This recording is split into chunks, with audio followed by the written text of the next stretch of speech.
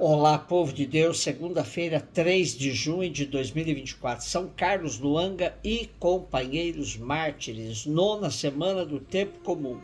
A nossa reflexão de hoje é a partir da segunda carta de Pedro, capítulo 1, versículos de 2 a 7, e Marcos 12, de 1 a 12.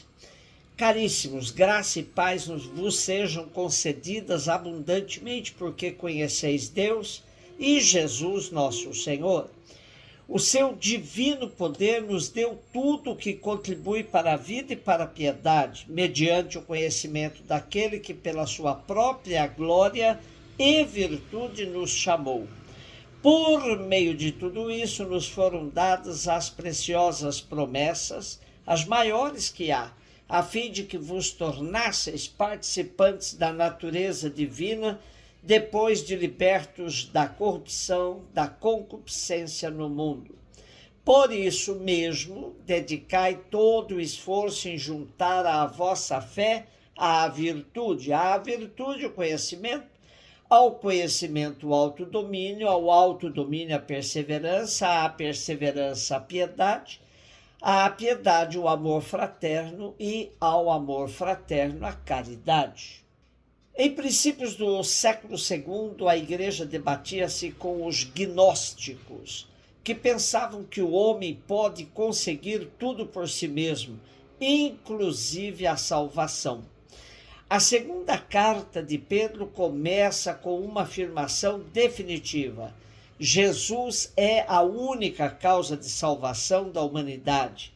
É a comunidade petrina que fala a todos os crentes em Cristo, àqueles a quem coube em sorte pela justiça do nosso Deus e Salvador Jesus Cristo, uma fé tão preciosa como a nossa. Por isso, o cristão é aquele que toma consciência do dom recebido com inteligência e afeto, ou com um conhecimento pleno e grato, como insinua o nosso texto pelo menos 3 vezes.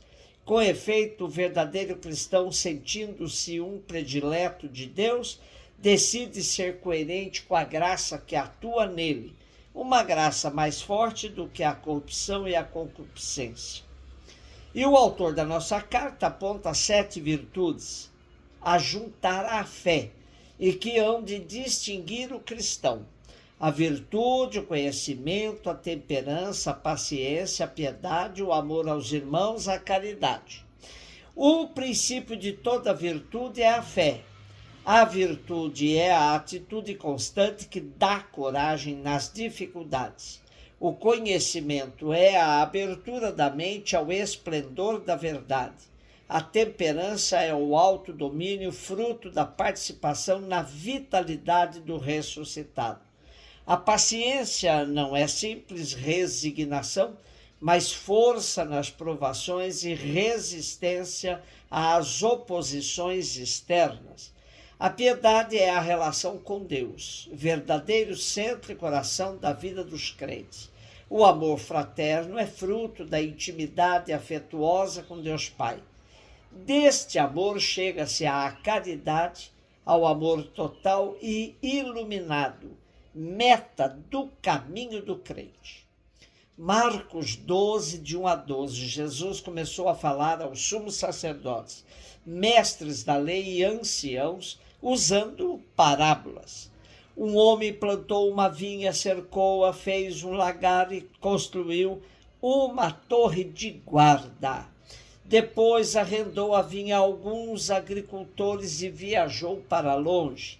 Na época da colheita, ele mandou um empregado aos agricultores para receber a sua parte dos frutos da vinha. Mas os agricultores pegaram no empregado, bateram nele e mandaram de volta.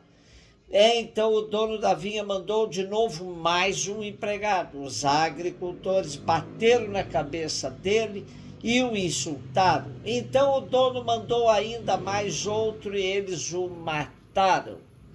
Trataram da mesma maneira muitos outros, batendo em uns, matando outros. Restava-lhe ainda alguém, seu filho querido. Por último, ele mandou o filho até aos agricultores, pensando: eles respeitarão meu filho. Mas aqueles agricultores disseram uns aos outros: esse é o herdeiro. Vamos matá-lo e a herança será nossa. Então agarraram o filho, o mataram e o jogaram fora da vinha. Que fará o dono da vinha? Ele virá, destruirá os agricultores e entregará a vinha a outros. Por acaso não lestes na Escritura: a pedra que os construtores deixaram de lado tornou-se a pedra mais importante? Isso foi feito pelo Senhor e é admirável aos nossos olhos. Então os chefes dos judeus procuravam prender Jesus, pois compreenderam que havia contado a parábola para eles. Porém, ficaram com medo da multidão e por isso deixaram Jesus e foram-se embora. Para entendermos bem a parábola de hoje, é preciso levar em conta o cântico da vinha presente em Isaías 5, de 1 a 7, onde aparece a recusa da salvação pelos chefes de Israel, identificados com os agricultores que matam os profetas. Deus é o dono da vinha e o construtor do edifício, que é Israel. Surpreendentemente, aparece como estrangeiro no meio do povo de Israel. Ele confiou uma tarefa aos responsáveis pela vinha israelita e foi-se embora, porque está no outro lado. Os servos são os numerosos profetas e homens de Deus enviados ao longo da história do povo escolhido. O filho recusado e morto, mas depois tornado pedra angular, é Jesus. A alegoria faz tocar os extremos: o amor de Deus Pai, que envia o seu Filho, e a recusa dos chefes de Israel, que o matam. A parábola é uma clara crítica à falsa confiança das autoridades religiosas judaicas, que se apoiavam na ideologia do povo eleito e viviam de acordo com seus critérios e não com os critérios de Deus. Em nome dessa ideologia, mataram inúmeros profetas e estão prestes a matar o verdadeiro herdeiro do Pai, Jesus.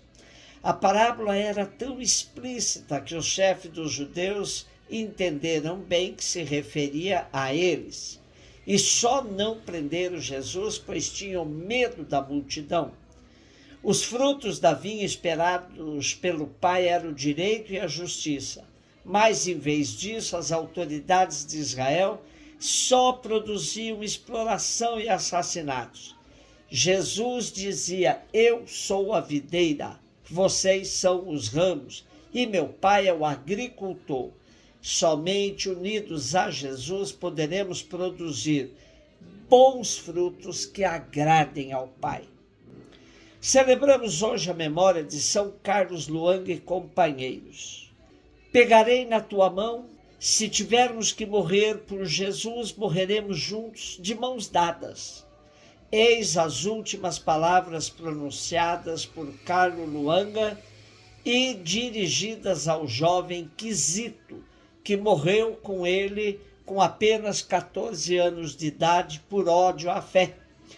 Seu martírio foi compartilhado com outros companheiros católicos e anglicanos, vítimas das perseguições contra os cristãos ocorridas em Uganda, no final do século XIX.